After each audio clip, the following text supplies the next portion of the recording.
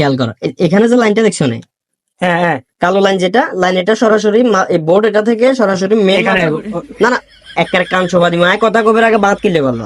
তাহলে কোনটা এটা হইলো চার্জিং লাইন, এই চার্জিং লাইনের তোর লাইন এটা সরাসরি নেটওয়ার্ক লাইনটা মাদারবোর্ডে আসে। এটার উপরে দিই। কোনো কারণে যদি লাইনটা নষ্ট হয় হ্যাঁ তাহলে নষ্ট হয়ে গেলে আমরা এটা যদি একটা লাইন টানে দিই হ্যাঁ অটোমেটিক্যালি নেটওয়ার্ক সেকশনটা কি হ্যাঁ হ্যাঁ। ওকে হয়ে যাবে। ক্লিয়ার বুঝছো?